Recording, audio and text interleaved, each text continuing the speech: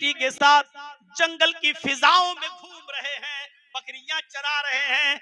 कभी इस घाटी को देखते, कभी इस झाड़ी को देखते, कभी बकरियों पर नजर डालते। अचानक एक शख्स उनके पास इंसानी शक्ल में आता है। ये फरिश्ता था, इंसानी शक्ल में आता है और मोहम्मद के पास उसी जंगल में बैठ जाता है और कहने लगता है, तुम्हारा क्या नाम है?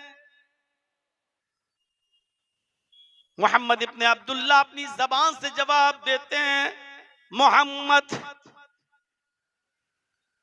उस शख्स ने मोहम्मद का हाथ पकड़ा और उनको पहाड़ के दामन में लेकर गया।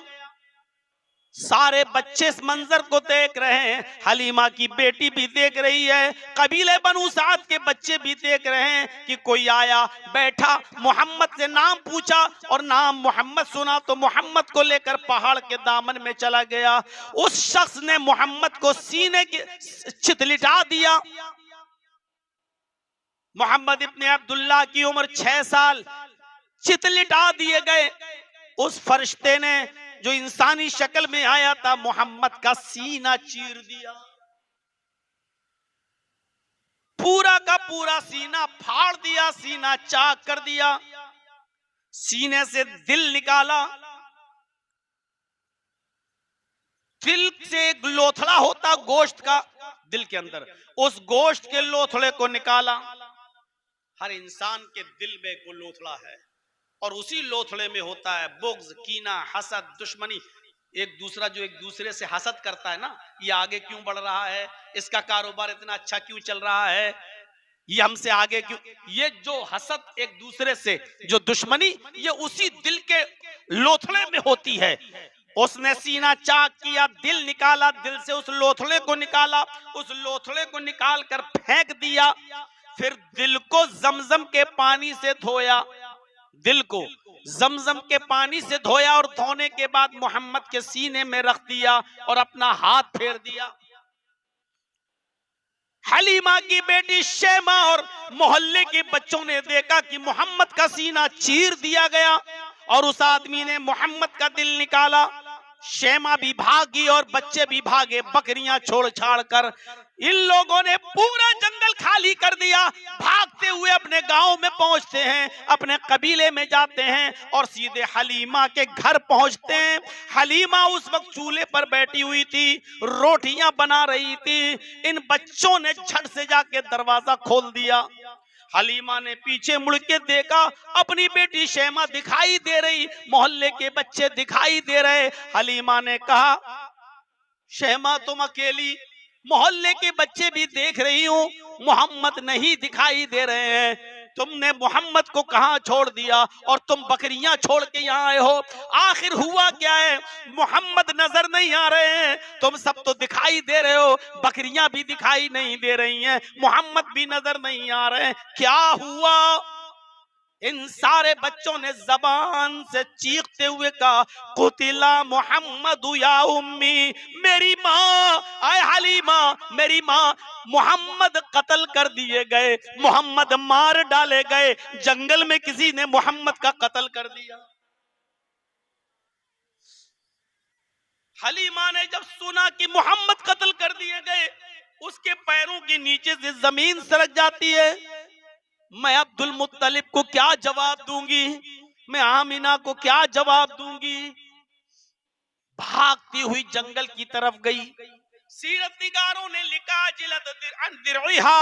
इतनी जल्दी भागी, अपना घर छोड़ा, इतनी जल्दी भागी कि उजलत में, जल्दबाजी में उसने अपनी ओढ़नी भी नहीं ओढ़ी, खुला हुआ सर लेकर जंगल की तरफ भागी। बाल खुले हुए हैं, ओढ़नी नहीं ओढ़ी, वो जंगल की तरफ भागती है। वो जंगल में जाती है, कभी इस पहाड़ी पे चढ़ती है, कभी इस झाड़ी में झांकती है। मोहम्मद कत्ल कर दिए गए तो मोहम्मद की लाश कहाँ है, मोहम्मद कहाँ है? अरे हमें जिंदा नहीं तो कम से कम लाश ही नजर आ जाए, हमें तो लाश भी नहीं दिखाई दे रही है। अरे बच्चों ने बताया मोहम्मद कत्ल कर दिए गए, यहाँ तो मोहम्मद ही नहीं दिखाई दे रहे हैं, मोहम्मद की लाश भी नजर नहीं आ रही है। जमीन खा गई, आसमान निकल गया। अभी वो इसी सोच में थी कि क्या देखती है, पहाड़ के दामन के पास मोहम्मद इब्ने अब्दुल्ला हैं और खरामा खरामा टहलते हुए चले आ रहे हैं। कुछ कमजोरी है, चेहरा पीला पड़ा हुआ है, लेकिन टहलते हुए चले आ रहे हैं। हलीमा की नजर टहलते हुए मोहम्मद पर पड़ी, दौड़ती हुई गई और मोहम्मद को पकड़कर अपने सीने से लगाया। बेटे क्या हुआ तुम्हारे साथ, चेहरे का रंग पीला क्यों है, इतनी कमजोरी तुम्हें क्यों आ गई है, आखिर हुआ क्या तुम्हारे साथ? मोहम्मद इब्ने अब्दुल्ला जिनकी उम्र 6 साल है जवाब देते, माँ मुझे कुछ नहीं मालूम, बस इतना जानता हूं कि एक आदमी आया, उसने मुझसे नाम पूछा, मैंने नाम बताया, वो मुझे पहाड़ के इस दामन में लाया, उसने मुझे लिटाया, उसने मेरा सीना चाक किया, मेरा दिल निकाला और दिल से गोश्त का एक टुकड़ा निकाल कर बाहर फेंका, दिल को धोया और धोने के बाद उसने सीने में रख दिया और हाथ फेर दिया। है? ये क्या बोल रहा है, सीना चाक कर दिया? जिसका सीना चाक किया जाए वो जिंदा भी बचता है। बेटे तुम्हारा दिल निकाला? हाँ माँ। क्या तुम्हें मालूम है वो दिल ही था? हाँ माँ। उसने गोश्त का लोथड़ा फेंका, ये भी तुम्हें मालूम है? हाँ। उसने तुम्हारे दिल को पानी से धोया? हाँ माँ, मैं ये सब देख रहा था। उसने तुम्हारे दिल को धोने के बाद सीने में भी रख दिया? हाँ माँ, मुझे याद है। उसने हाथ फेरा और तुम टहलने लगे? हाँ माँ, मुझे कोई तकलीफ नहीं हुई। कहा बेटे अब मैं तुम्हें अपने घर नहीं रख सकती। ऐसी ऐसी बातें बता रहे हो जो यकीन न जिसका किया जा सके। अगर कोई बड़ा हादसा तुम्हारे साथ हो गया तो मैं तुम्हारे दादा को क्या जवाब दूंगी, तुम्हारी माँ को क्या जवाब दूंगी? चलो अब तुम मेरे साथ। हलीमा अपने घर ले गई, बोरिया बिस्तर बांधा और मोहम्मद इब्ने अब्दुल्ला को पकड़ा और अपनी सवारी पर बैठी और सीधे मक्के की तरफ आती है और कहती है, आमिना अपना बेटा संभाल, आमिना अपना बेटा संभाल। दिल तो नहीं करता इस बच्चे को वापस करूं, लेकिन करें क्या? ऐसी ऐसी बातें बताता है जो यकीन में ना आए, दिल गवारा नहीं करता। लेकिन इसके आने से मेरे घर में बरकतें बहुत हो रही हैं, दिल तो नहीं चाहता कि वापस करूं, लेकिन अगर इसके साथ कुछ उल्टा सीधा हो गया तो मैं तुझे जवाब क्या दूंगी? संभालो अपने बेटे को, अपने पास। बचपन का सफर यहां तक, 12 साल की उम्र हुई। चचा अबू तालिब से कहा, चचा आप सबका बोझ उठाते हैं, क्या मैं आपके बिजनेस में आपका साथ ना दूं? आप मुल्क के शाम जा रहे हैं, मुझे भी लेकर चलिए, मुझे भी सिखाइए बिजनेस क्या होती है, तिजारत क्या होती है, कपड़ा आप कैसे बेचते हैं। बड़े होकर मैं भी ये तिजारत, ये बिजनेस करूंगा, कपड़े का कारोबार करूंगा। आप के घर को और खानदान को और घर के परवरिश के लिए जो कमाई होती है उसको मैं भी सीखना चाहता हूं, बिजनेस करना चाहता हूं। अबू तालिब ने कहा ठीक है बेटे चलो। मुल्क के शाम की तरफ लेके जा रहे हैं, रास्ते में जंगल पड़ता है, उस जंगल में रुक जाते हैं। उस जंगल में एक गिरजा है, गिरजा ईसाइयों का गिरजा।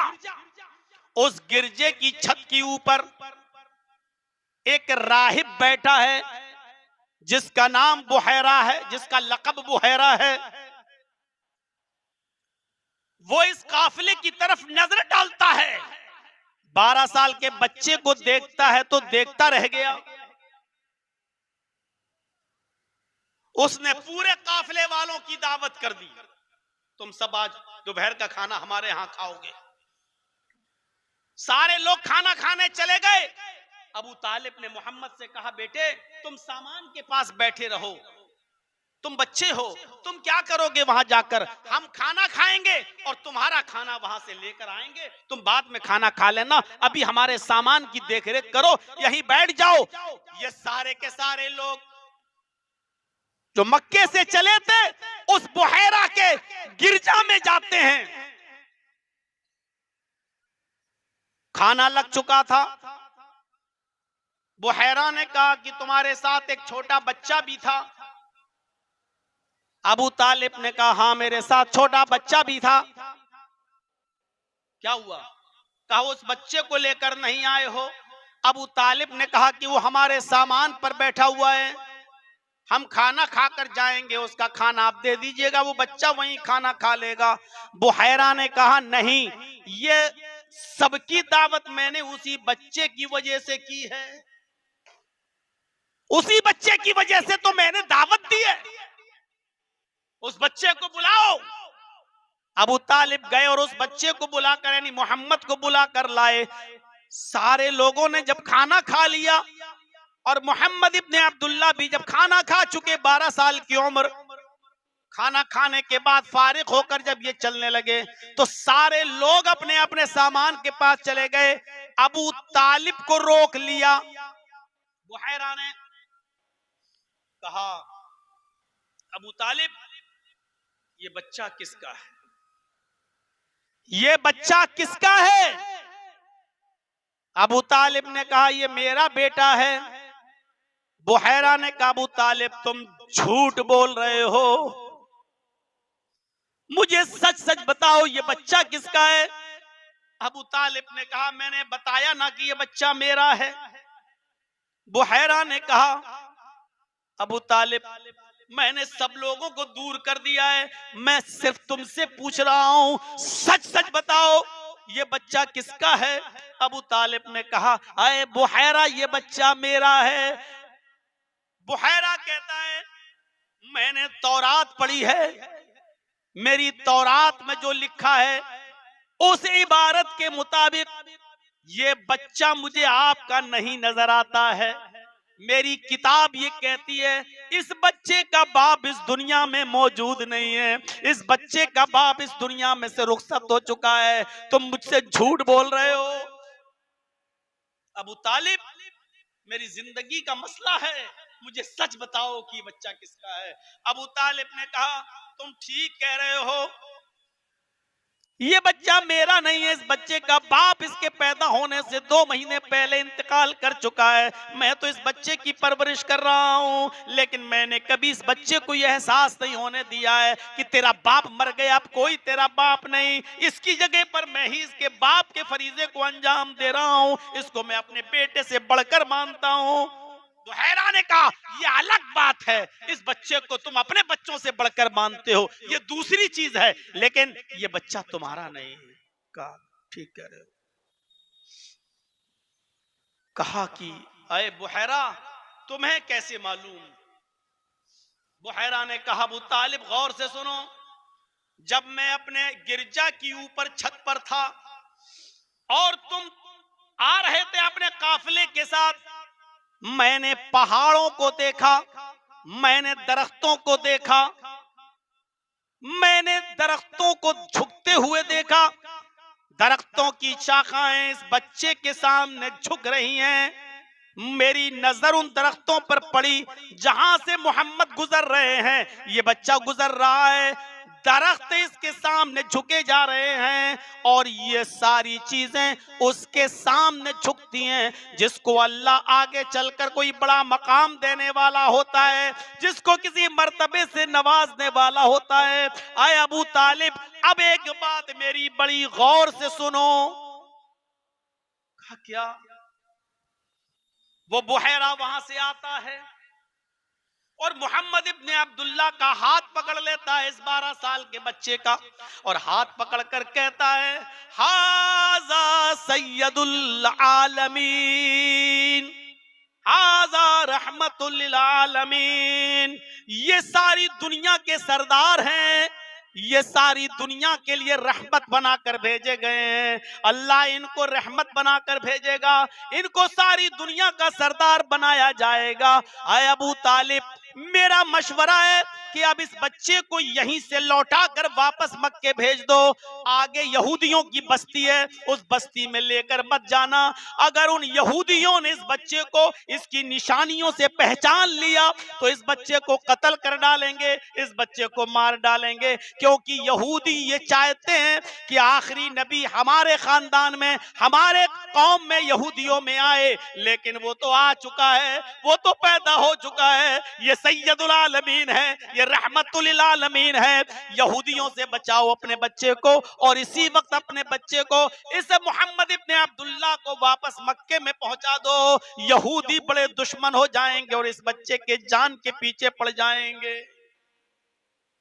अबू तालिब ने वैसा ही किया और उस बच्चे को वापस लेकर या तो खुद मक्के आ गए या किसी के जरिए उस बच्चे को मक्का पहुंचा दिया। ये बचपन था मोहम्मद इब्ने अब्दुल्लाह का। हमारे लिए नबी का बचपना भी आइडियल है। अभी तो सिर्फ बचपने पर हम हैं, अब 12 साल के बाद की उम्र बताएं, फिर 25 साल पर चलें और पहला निकाह खदीजा के साथ, फिर वहां से आगे बढ़ें। मेरे भाइयों, बात थोड़ी सी लंबी हो जाएगी, इसलिए बहैसियत बचपन के इतनी चीज काफी है। आइए ये अब बहैसियत बेटे के जरा देख लेते हैं कि आपका किरदार क्या है। आप किसी के बेटे भी तो थे, बाप मौजूद नहीं, मां है आमिना। 6 साल की उम्र थी जब मोहम्मद इब्ने अब्दुल्लाह की, तो मां उनको अपने मोहम्मद रसूलुल्लाह की ननियाल ममियाल जो मदीने में था वहां लेकर पहुंची। 1 महीने के बाद जब वहां से लौट कर आई, उस वक्त मोहम्मद की उम्र कितनी थी? 6 साल। मकामे अबवा पर पहुंची, कहा बेटे तुम रोज पूछते हो कि मेरे अब्बू कहाँ हैं, मेरे अब्बू कहाँ हैं, सबके बाप हैं, मेरे अब्बू कहाँ हैं, तुम बार बार पूछते हो, चलो मैं तुम्हें तुम्हारे बाप की कब्र दिखाती हूँ कहाँ है। आमिना इस 6 साल के अपने बच्चे को लेकर जब मकाम अब्वा पर अपने शौहर की कब्र के पास पहुंची और इशारा किया, बेटे ये तुम्हारे बाप की कब्र है, इस कब्र के अंदर तुम्हारे अब्बू हैं, ये कब्र है तुम्हारे बाप की, तुम्हारे बाप इस कब्र के अंदर मौजूद है। अल्लाह के नबी जो आगे चलकर रसूल और नबी बनने वाले हैं, मोहम्मद इब्ने अब्दुल्लाह अपने बाप की कब्र को देख रहे हैं और ये एहसास भी है कि मेरे बाप इस कब्र से नहीं निकल सकते हैं। आपकी आंखों में आंसू हैं और जब तक आपकी आंखों में आंसू थे, पीछे मुड़ के अपने माँ की तरफ देखना चाहते हैं तो क्या देखते हैं कि मेरी माँ की आंखों में भी आंसू है, वो भी अपने शौहर की जुदाई में रो रही है। इतना रोती है कि उसको रोते रोते गशी आती है, चक्कर आते हैं और वो जमीन के ऊपर धड़ाम सी गिर जाती है आमिना। और जैसे ही जमीन के ऊपर गिरती है, आमिना की रूह भी निकल जाती है। बाप की कब्र वहीं मौजूद है और उसी कब्र के पास अपनी माँ को भी रोते रोते जमीन पर गिरते हुए देखा, और जैसे ही जमीन पर गिरते हुए देखा तो माँ भी इस दारे फानी से कूच कर जाती हैं। माँ को भी खो दिया 6 साल की उम्र में, बाप तो पहले से नहीं था, माँ भी इस दुनिया में चली गई।